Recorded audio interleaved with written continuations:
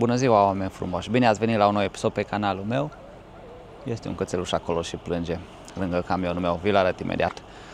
Astăzi e luni, 27 octombrie, 13:30. Pe la ora 2 vreau să pornesc în cursă. Suntem aici în parcare în satul mare. Pornim astăzi de aici din satul Marge, mergem în Polonia să încărcăm și vreau să vă iau cursa asta cu mine. În episodul trecut am zis că o să spăl camionul astăzi înainte să pornesc. Aici e așa un pic mai înorat. Nu e nici soare, nici nu plouă, dar mi-a zis Rareș, care deja e în Polonia, că plouă și nu o să spălăm astăzi camionul. Am ajuns la camion, îmi bag lucrurile în mașină, o să mă pun să mănânc înainte să pornesc, că mi-am luat un meniu de la Kaufland. Cam atâta, pornim la drum și povestim după aia mai multe pe drum. Vreau să vă zic că o să fac o probă la microfonul DJI care l-am aici aprins, o să fac o probă și o să filmez cursa asta, sau cel puțin începutul de la cursa asta, fără opțiunea aia din microfon să elimine sunetul de fundal. Că uneori ajută opțiunea aia, uneori distorsionează vocea mea și mă enervează. De exemplu, acum că vine un camion pe aici, nu prea se auzea camionul, dar vocea mea era distorsionată. Așa că fac o probă să văd cum se aude mai bine, să văd merită să folosesc opțiunea aia sau nu. Da, o să vedem și tragem concluzii la sfârșit. La început încă am și eu de învățat, încă mi-am mai comandat un microfon, mi-am mai comandat niște accesorii, învăț și eu din mers să filmez cât mai frumos, să editez cât mai frumos și să fac videoclipuri cât mai frumoase pentru voi, pentru că am văzut că videoclipurile astea de la camion vă plac cel mai mult. Chiar am văzut acum în weekend că am postat videoclipul ăla de la car meeting din satul mare și nu v-ați uitat la episodul ăla aproape deloc. Păcat că era un episod destul de frumos, adică chiar erau mașini frumoase în videoclipul ăla. Aici, în portbagajul de la mașină, am în geanta asta țin laptopul și camerele, mi-am cumpărat niște apă, aici am mâncarea și mi-am mai luat pâine și ceva de la magazin și hai să le băgăm în camion. Deschidem lada asta din lateral ca să băgăm apa aici și trebuie să bag mâna aici, așa am o clapetă, se deschide, bag degetul de desubt, băgăm apa aici, în spate. Bun, și aici am terminat, nu mai avem treabă, o să închid. Și aici pe scaun o să pun bagajele și imediat le aranjez. Iau din mașină și geanta asta la altă, pun aici și geanta asta la altă și mă duc să-mi parchez mașina. No, gata, am revenit la camion, mi-am parcat mașina, mi-am luat și două ștergătoare, că astea-s varză, dar nu am timp acum să le pun, așa că le voi pune într-o pauză, adică nu vreau să mai pierd timpul, le voi pune într-o pauză, bag factura aici, pornesc camionul să se încălzească un pic, că e destul de frig, chiar e răcoare afară, n-am crezut că e așa frig, și apoi mi-aranjez aici și pornim mai departe. Telefonul de obicei mi-l pun aici, portofelul mi-l pun aici jos. Încep cu ghiozdanul ăsta de aici, în care am camerele GoPro și DJI Action 5. Și aici mai am laptopul, drona și ăsta, de aici nu vreau să mai scot numai tableta care o folosesc de obicei. Și ghiozdanul ăsta pot să-l pun în patul de sus. Pun și ștergătoarele astea în patul de sus, apoi le aranja eu când nu avea vreme. Și acum trebuie să-mi aranjez un pic aici în frigider mâncarea și ce mi-am mai cumpărat. Prima dată o să scot de aici din ghiozdan.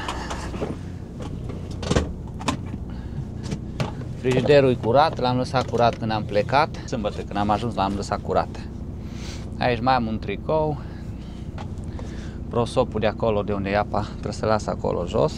Mi-am adus o tocăniță de cartofi, slănină, șuncă, ceapă, ardei, salam pateu, abia aștept să mănânc din astea. Și mi-am adus niște prăjitură făcută de maică mea, foarte bună și asta. Și cam atâta din ghiozdan. Ghiozdanul e gol, o să-l pun și ăsta aici sus. Courile mi le pun aici la loc în dulap. Și aici să vedem ce mai avem de băgat în frigider. Mi-am luat niște cremă de asta de brânză topită, adică am niște mere. Mi-am mai luat o pâine de asta, nu știu, să o bag aici în frigider. Până acum n-am băgat-o niciodată în frigider. Mi-am luat niște gume Orbit, un pachet îl pun acolo, unul pun aici în sertar. Un pachet de șervețele, dar încă mai am din celălalt. Mă mai șterg pe mână așa când îți mudar. Și mi-am mai luat o lămâie pe care am tăiat-o și o las așa deschis aici în frigider, să nu fie miros de ăla de frigider, că așa de tare miroase a frigider și ei nu-mi place. Așa că las-o lămâi acolo și nu mai are miros. Și s-a modificat ora, așa că trebuie să modificăm ora și în tahograf. E pentru prima dată când o să fac asta. Intrări șoferul, nu intrări vehicul, nu inițial, nu vehicul inițial, încărcare, descărcare, oră locală și trebuie să fie 15 și 53. Să mă uit la ceas dacă e corect, e corect. Apăsăm OK, intrare memorată. Dăm înapoi. E bun, ca un om mare m-am descurcat, că pentru prima dată am făcut asta. Cea mai mare frica mea când m-am apucat de meseria asta a fost tahograful. Mă gândeam că nu o să mă descurc cu el, că nu o să știu să-l butonez, dar nu e mare șmecherie absolut deloc. Așa că dacă sunteți la început și vă bateți capul, stați liniștiți că e în regulă, nu se întâmplă nimica. Pregătesc cardul să-l bag. Cardul de la tahograf trebuie băgat cu partea asta magnetică în sus. Întotdeauna tu trebuie să-ți vezi poza când bagi cardul în tahograf. Îl băgăm și așteptăm.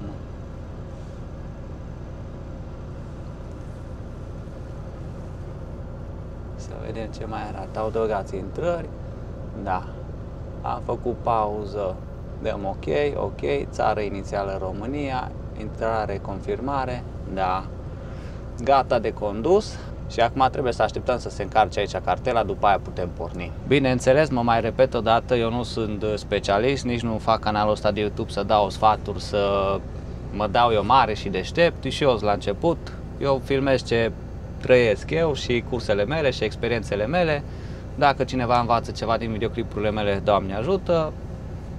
Dacă învăț eu de la altcineva prin comentarii, iară Doamne ajută, și nu sunt aici să dau lecții la nimeni, pentru că nici eu nu mă pricep și eu am multe de învățat și eu mă simt tot începător. După ce se încarcă acolo, îi dau un pic niște ciocănele. Eu deja am verificat camionul când am ajuns aici înainte să filmez, totul e în regulă și o să putem porni la drum. Da, chiar. Aici am două locuri de astea de brichetă și conectez amândouă mufelii astea. Și unul e de la GPS și celălalt e de la aparatul de taxat. M-a întrebat un băiat în comentarii despre aparatul de taxat cum funcționează. Ăsta funcționează el singur, nu trebuie să faci nimic. În momentul în care trec din România în Ungaria, becul ăsta se face verde și funcționează singur. Atunci când becul e verde, funcționează. Și eu nu mai trebuie să fac nimic, doar să mă asigur că becul ăla e verde. Aici îți apare numărul de înmatriculare, trebuie să fie 5 axe și asta îi. Nu-i mare șmecherie, așa că nu-ți bate capul cu aparatul ăsta de taxat. Cel puțin așa funcționează aici la noi. Funcționează singur, aparatul trebuie doar să aibă tot timpul curent. S-au încărcat, îi pun niște ciocănele și își face treaba singur. Când treci dintr-o țară în alta, noi îl folosim și în Ungaria, și în Slovacia, și în Polonia. În Polonia mai puțin acolo unde îs barierele alea unde am filmat data trecută, când merg un pic mai departe. Dar de data asta nu avem bariere la cursa asta la care mă duc acum. Nu mai știu cine mi-a lăsat comentariul ăla, dar nu-ți bate capul cu aparatul de taxat, că în general funcționează singur. Așa e la noi. Când am fost la Pink, am avut și aparat în care trebuia să mă duc să verific câți bani sunt pe el. Dar nu mai știu exact pentru care țări era aparatul ăla de taxat, pentru Cehia sau nu mai reține exact. Dar în general aparatele astea funcționează ele singure, își fac treaba singure, nu trebuie să-ți bați capul cu ele, trebuie doar să te asiguri că becul e verde. Dacă becul e verde, tu îi dai înainte și totul e în regulă. Mă pun să mănânc rapid în 10 minute și pornesc la drum. No, gata, dragilor, îi dăm bătaie, că e 2 și 15 minute. Prima oprire e aici la benzinăria asta Rompetrol de la ieșirea din România. Fac vreo 3-4 minute până acolo la benzinărie. Acolo alimentez și după aia mergem mai departe. Și cel mai important e să mergem cu bine, fără incidente, fără probleme. Și sper din suflet ca cel târziu vineri să fiu acasă. Cam aglomerat aici la ieșirea asta. Este și o mașină acolo, nu prea văd de ea.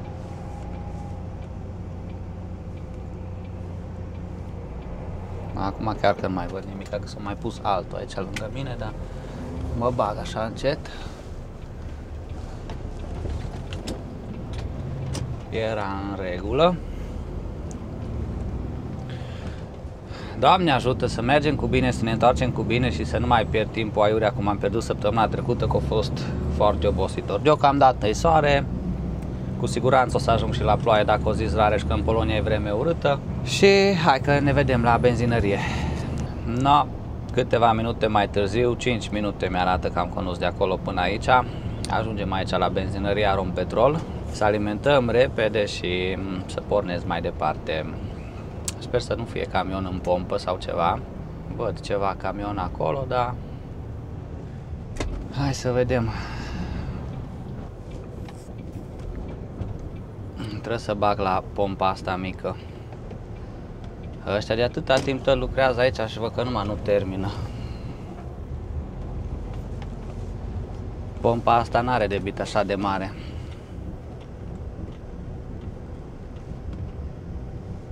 Asta este. Hai că alimentăm repede și pornim mai departe, nu pierdem vremea. No, suntem aici în pompă și apoi, după cum vedeți, ăsta n-are debit foarte mare și mere destul de greu. Dar n-avem ce face, așteptăm și trebuie să băgăm vreo 460-70 de litri. Avem mult de așteptat, dar măcar avem 100. Și aici alimentăm, apoi după aia trebuie să dau înapoi cu spatele. Trebuie să ies pe aici pe unde am intrat. Să dau cu spatele încolo, în drum. Trebuie să iau aici prin stânga. Și în partea dreaptă a pompei, că pe acolo trebuie să mergem la Cântar spre Ungaria. No, n-avem încotro. Alimentăm repede, am spălat un pic și parbrizul să se vadă mai bine pe cameră și pornim mai departe. Și cât am vorbit, am mai alimentat 37 de litri, avem 138 de litri alimentați. No, n-avem încotro, asta este, așteptăm. Uite, și domnul ăsta dă cu spatele aici, cum am zis eu, că asta e situația, nu putem ieși pe aici prin față. Acum de asta cel mai curios cum s-aude microfonul fără opțiunea aia să reducă noise-ul, zgomotul ăsta de fundal. Acum sunt curios să văd cum funcționează, facem o probă cursa asta, văd la editare, că acolo văd cel mai bine și o să știu data viitoare cum folosesc, cu noise-ul activat sau dezactivat. Și aproape ajungem la 300 de litri, noi trebuie să băgăm vreo 460-70, vedem cât o să intre și foarte, foarte greu merge.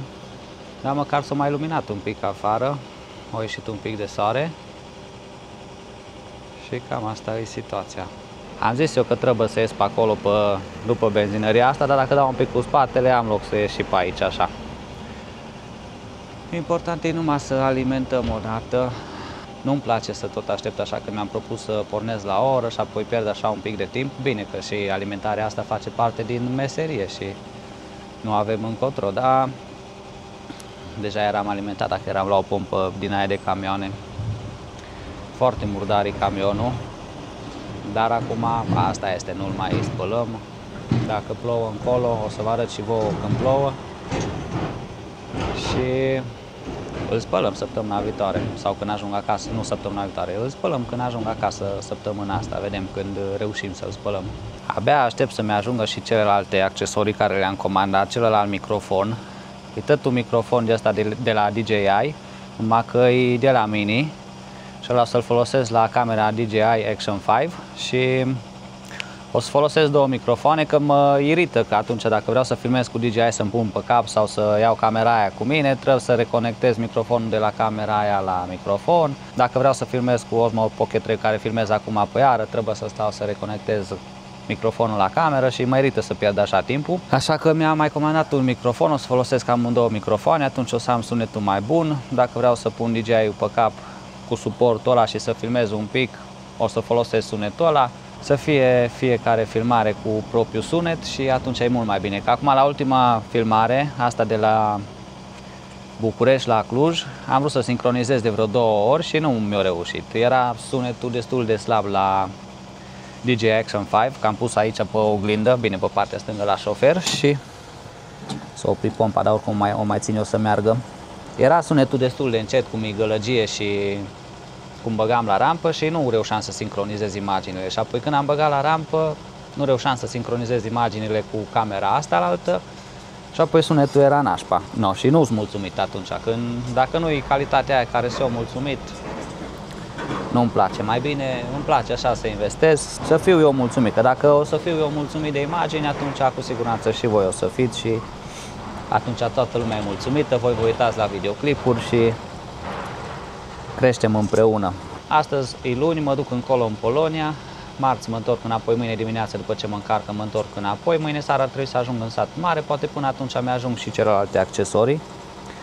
Le-am comandat prin EasyBox și sperăm să ajungă. Avem 480 de litri. Mai băgăm un pic dacă intră. Că atunci, opa, s-a oprit pompa. Îi bag cât intră, că după aia să nu rămân așa pe Valea Oltului acolo cu emoții, că trebuie să aprinde becul și mă irită. Da, n-are cum să rămână, că acum cursa asta nu e chiar așa departe. Și mă opresc la 490. Am băgat destul de mult. 490 de litri, 3753 de lei. Hai să plătim și apoi îi dăm bătaie. Gata, am alimentat, îmi dau scaunul un pic mai în față. Aștept să treacă un om acolo și ieșim încet de aici. Prima dată trebuie să mă duc drept să trec de pompa asta din lângă mine. Păi trebuie să virez un pic.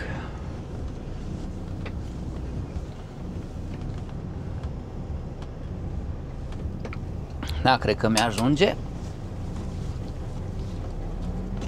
Tare, tare curios cum se aude așa cu opțiunea asta de noise să nu fie activată. Hai să vedem care e treaba pe aici prin vamă. Cum se trece. Cât e ceasul deja? Ești 44. Mamă, cât timp am pierdut. Foarte mult timp am pierdut aici cu alimentarea. Și mergem așa încetuc să trecem de vamă. Deocamdată e liber. Să vedem acolo când ieșim de la punctul ăla unde să controlau documentele mai de mult.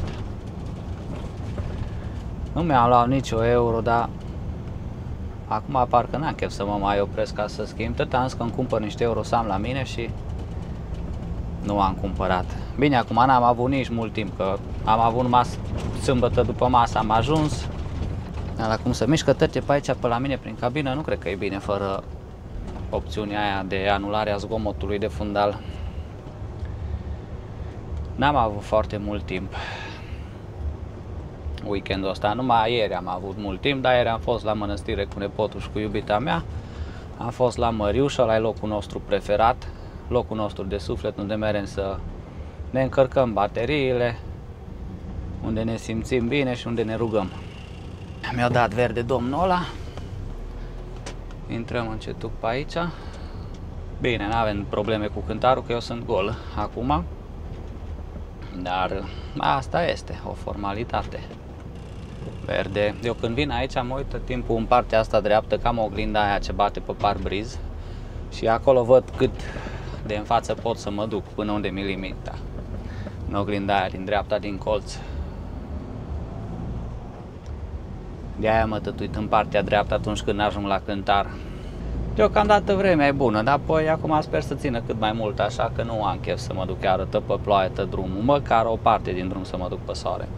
Și chiar o să încerc să filmez numai părțile cele mai interesante, să nu mai filmez foarte mult în plus, că după aia atât am la editat și oricum tai o mare parte din ce filmez. Numai că na, trebuie să avem material, trebuie de unde să alegem și văd că pe partea asta de vamă nu avem niciun control, nu e nicio mașină, nici poliție, nici ANAF, nici render shake, nici nimic. Mă opresc, îi dau țară inițială. Zicea cineva în comentarii că nu mai trebuie acum, dar acum dacă Rareș face așa care e camionul lui, eu cum să nu fac. Intrări șofer 1, țară inițială H de la Ungaria. Dăm înapoi și gata. Vedeți aici frigiderul, îl împing până în față și stau cu el așa scos afară că îmi ține trepiedul de la camera asta care filmează înainte de la Osmo Pocket 3. No, am intrat în Ungaria, se vede și aici. Băiatul care m-a întrebat în comentarii dacă te uiți la videoclipul ăsta, uite aici becul verde la aparatul de taxat, e în regulă, putem conduce liniștiți. Nu știu dacă se vede exact pe cameră, dar eu văd că becul e verde și asta este, îi dăm bătaie. Ne vedem mai încolo pe parcurs. Ia ce frumoasă e strada asta, așa cu copacii ăștia încă sunt destul de înverziți. Încă e lumină acolo în față și drumul așa întins. Și totodată vreau să fac și eu o probă să văd cum se aude la 90 de km la oră, să văd cum se aude sunetul așa fără noise-ul ăla activat. Și da, atât am vrut numai să vă arăt strada asta și să fac o probă la microfon. Aici deja sunt un pic mai ofiliți copacii. Am condus o oră și 13 minute, dar destul de greu a mers, a fost trafic destul de aglomerat și mereau încet pe aici o ungurită cu 50-60. No, de acum trebuie să-i dau un pic să meargă, că vreau să ajung în 9 ore până în Polonia, acolo la firmă. Și am condus o oră și 13 minute până aici și mai am 8 ore și 40 mi-arată pe GPS. Bine că în localități, na, mai reduci un pic din timp, pentru că nu mergi în toate localitățile cu 50 așa cum e regulamentar. Am ajuns aici la pădure și am zis că totuși filmez un pic și aici, că probabil sora mea o să se bucure de imaginile astea. Așa, mai în nuanțe de toamnă. Adevărul că e drăguț și așa toamnă, are farmecul lui și anul timpul ăsta, dar na, mie tot vara îmi place mai mult. Na, uite, și ăsta mere cu vreo 70 la oră.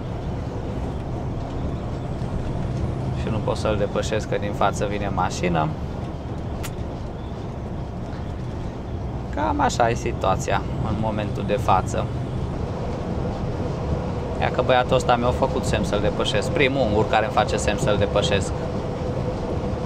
Dacă eu trec așa pe lângă el cu 90, el cu ce viteză merge? No, chiar sunt curios să văd dacă o să se audă multă gălăgie în microfon. Așa pe fundal. În România e ora 4, aici e ora 3, dar deja parcă e ora 6-7 seara, așa cum sunt nori pe cer, e mai întunecat așa un pic afară și parcă imediat se duce soarele de tot și nu-l mai vedem astăzi. Sperăm să-l vedem mâine. Atâta mi de urât când se întunecă atâta de repede și e vreme de asta așa tot întuneric afară. Mie îmi place vara când e lumină toată ziua până seara pe la 9-10. Noiembrie, decembrie. Și apoi să vedem cum se prezintă drumul pe aici, e cu zăpadă, e uscat, o să avem alte peripeții pe drum cu zăpadă și cu drumul așa mai înghețat.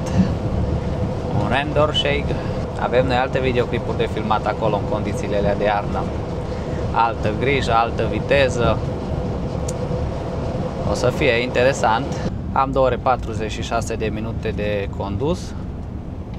Și ne apropiem aici la granița de Ungaria cu Slovacia. Mă opresc, îi dau țara inițială, tot a fost în regulă pe aici până în Ungaria. Și să vedem ce ne rezervă drumul pe mai departe. Pe GPS îmi zice că ajung la ora 11 la firmă, dar mai fac un 45. Deocamdată treaba a mers bine, am venit cu bine până aici, chiar dacă a fost un pic aglomerat. Asta este, important e că am venit fără probleme. Tare rău e drumul aici de numai la intrare în Slovacia, până aici în vamă. După ce treci de vamă e mai bine. Și cred că se aude destul de multă gălăgie în microfon. Dar am vrut să zic că e numai ora 4:37 și atâta e de întuneric deja. Atâta mă întristează. Foarte repede se întunecă. Și iară conduc pe întuneric. Bine, deocamdată mă simt bine, nu sunt obosit, am pornit ziua, nu-i problemă de asta, numai că iară conducem pe întuneric, mai înainte picura, acum vedeți că e ok, nu mai picură sau nu așa de tare. Dar aici, înainte să deschid camera cu jumătate de oră înainte, a fost destul de urât, picura. Colegul ăsta cu cisterna s-a oprit aici, nu știu de ce. Și nu e niciun echipaj pe aici, nimic în vamă, totul e în regulă. Mergem mai departe, aici după curba asta mă opresc și o să-i dau țară inițială. Și aici e foarte denivelat. Și uite aici mă opresc un pic. Trece băiatul ăla de mine. Intră șoferul 1, țară inițială, SK la Slovacia. Noi, bun, pornim mai departe. Până aici suntem în grafic. Tot așa să fie și de aici încolo. Să vedem cât de aglomerat e pe aici prin Slovacia, dar pe aici e mai fain drumul. Și imaginea asta e cu DJI Action 5 și cam așa se vede ea în luminozitatea asta. GoPro deja 100% nu vedeam nimica cu el, așa că deocamdată e bine. Și aici chiar că nu e nicio lumină, nu luminează nimica, niciun stâlp, nici nimica. Lumina naturală de afară care îi, aia e în cameră.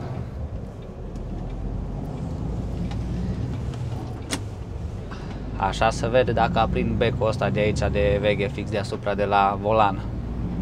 Se vede binișor, nu? Dacă aprind becul ăsta mare aici în cabină, nici nu mai vorbesc, că se vede perfect. Numai că așa e prea lumină. Sau hai să vedem cu becul ăsta cum se vede. Becul ăsta așa de aici, de sus din tavan. Numai că este așa mai roșu, dar cam așa se vede. Se vede bine oricum. No, bine, aici deja drumul e mai fain, e mai plăcut, soarele apune, mă depășește mașina asta și povestim mai încolo când se întâmplă ceva interesant.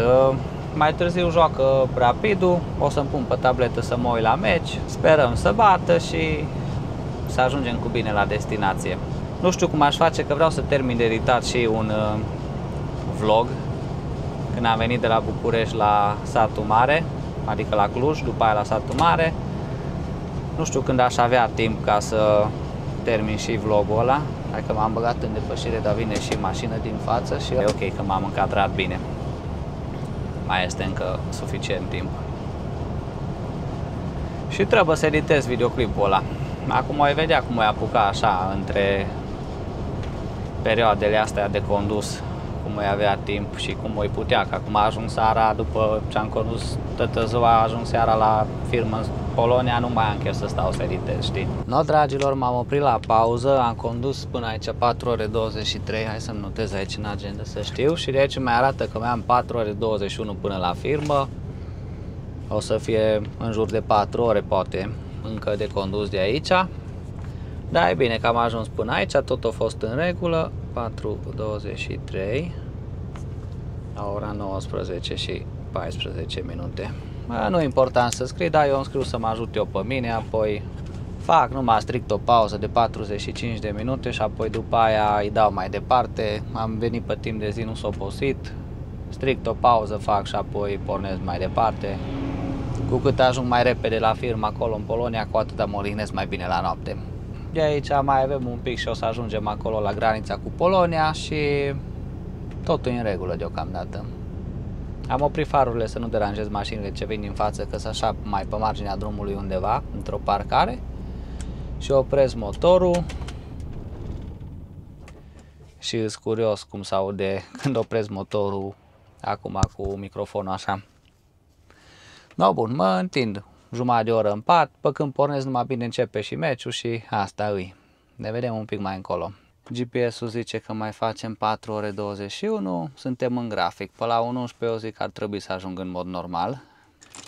Pornim și camionul. Am stat un pic în pat, n-am făcut mare lucru în pauza asta. Dar acum ai timpul să conducem. Pornim farurile. Avem aer, avem tot ce ne trebuie.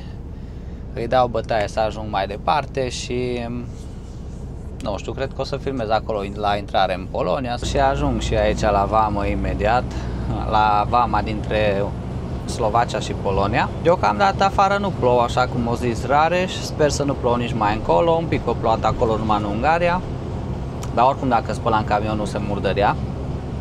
Așa că deocamdată suntem în grafic, am venit bine până aici, am mai condus 22 de minute de acolo de unde am făcut pauză, de la parcarea aia.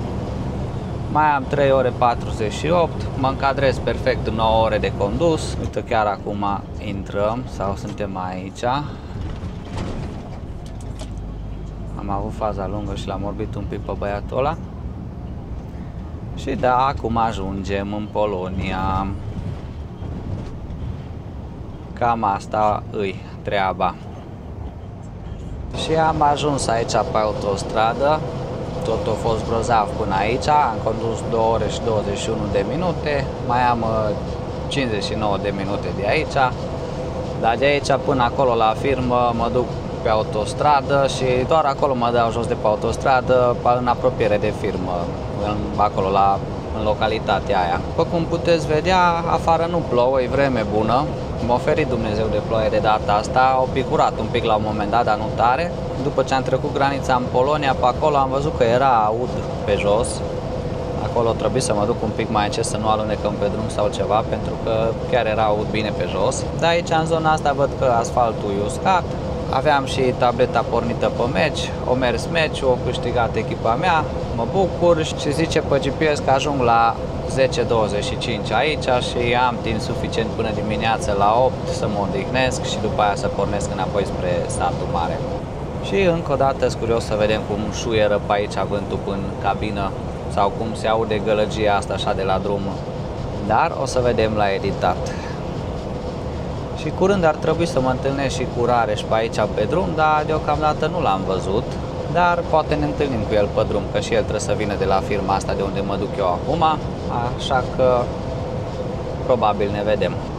Și ce povesteam mai devreme când am pornit din satul mare, aparatul ăsta de taxat pe drumul e verde, înseamnă că totul e în regulă, acolo e numărul de la mașină, 5 axe și scrie că suntem în Polonia, ceva de genul acolo. Deci nu trebuie să ne batem capul cu ăsta, atâta timp cât e verde, e grozav. GPS-ul merge și el în treaba lui. No, că m-am lăudat eu că nu a plouat pe drum și că a făcut drumul fain și frumos și că o ținut cât de cât vremea cu mine. No. M-au ajuns blestemele și până la urmă plouă și pe strada mea. Dar nu-i problemă că mai am 11 minute și ajung în 5 km ies de pe autostradă, așa că nu mă deranjează că plouă acum. M-am vrut să vă arăt că nu m-a oferit Dumnezeu de ploaie. Nu se putea să fac o cursă fără un pic de ploaie. Și așa, cu ploaia asta măruntă, ne apropiem de firma unde trebuie să încarc. Mai am 3 minute, mi-arată 1 kilometru și 300 de metri. Mai înainte m-am întâlnit și cu Rareș, cu tata lui. Ei acum pornesc de aici, de la firmă, merg spre casă, eu acum ajung. Aproape să ne sincronizăm aici la firmă să ne vedem. Da, ne-am întâlnit aici la 5 minute distanță. Important e că am ajuns cu bine, până la urmă ajung la ora 10:20 ora locală. Și cred că după ce ajung la firmă, mă parchez în rampă. Aici sunt niște autorulote și așa îmi plac, dar din alea scumpe. Și după ce mă parchez, mă spăl pe dinți și apoi mă pun să editez, cred că să termin vlogul ăla de la București la Cluj și aș vrea să-l postez mâine dimineață dacă totul merge bine și dacă reușesc să-l termin în seara asta, pentru că timp am, e numai 10:20, până pe la 11-12 aș cam putea să lucrez la el. Și aici, după curba asta din față, ajungem la firmă. Hai să vedem cine e la poartă de servici. Și este aici un domn mai plinuță, te înțelegi așa mai rău cu el. Dacă e doamna aia mai tânără, cu ea n-ai treabă, una, două, te înțelegi. Și aici trebuie să intrăm.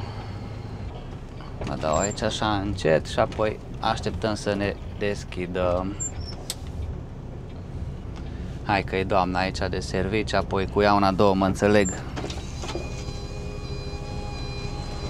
Bate lumina fix aici în fața mea. Aștept să se deschidă bariera până în capăt, să nu avem probleme. Că vedeți aici un pic mai strâns.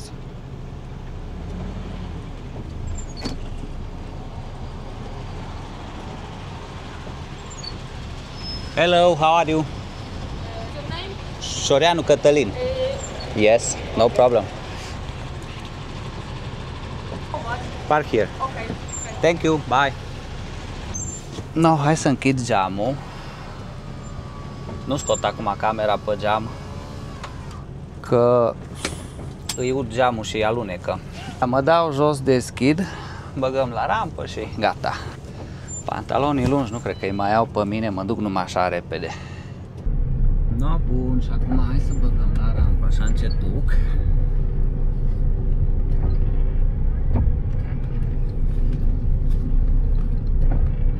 Trebuie să mă fac cu grijă că rampa aia e aproape. aproape de perete și acum ai și udă oglinda.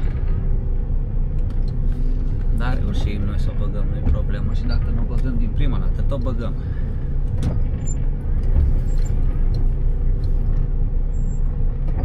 Oricum o să trebuiască să mă dau jos să scot bările, așa că mă opresc imediat.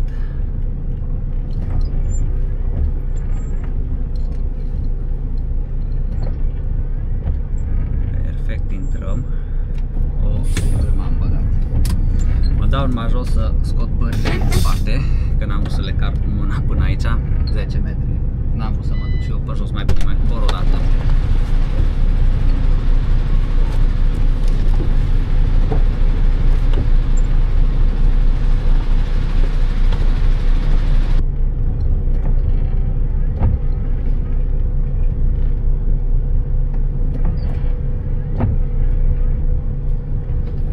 Gata, suntem în rampă.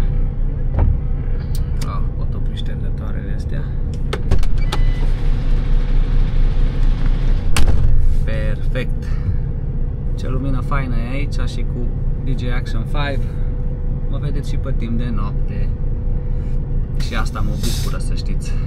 Și am uitat să pornesc Osmo Pocket 3 și am vorbit numai la DJI Action și aia nu are sunetul așa de bun. Nu vezi? De asta am nevoie de două microfoane. Dacă ratez ceva la o cameră, se aude în cealaltă cameră. Acum am vorbit cu camera aia și nu o să fie sunetul foarte grozav, că am uitat să pornesc camera asta. Hai să vedem dacă totul e în regulă, dacă mai trebuie ridicat sau nu din perne și asta e. No, hai să vedem acum cum stă treaba aici.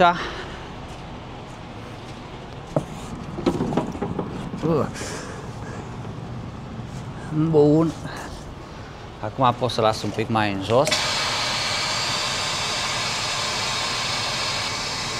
Prea tare am ridicat. Hai să vedem cum arată. Oh, așa e perfect. Bun, dragilor, am băgat și la rampa asta, mă bag în camion. Cred că deschid un pic laptopul să editez. Mă spăl pe dinți și cam asta a fost cursa. Cred că mi-am dat seama că mă apropiu de cabină și merge cabina și se aude gălăgie. Mulțumesc că ai fost alături de mine în cursa asta. Aici se termină episodul ăsta. În episodul următor o să mergem de aici din Polonia până în București. Așa că rămâi aproape de mine. Nu uita să te abonezi, apasă un like, lasă-mi un mesaj și sper că ți-a plăcut videoclipul ăsta. Fii prun bun!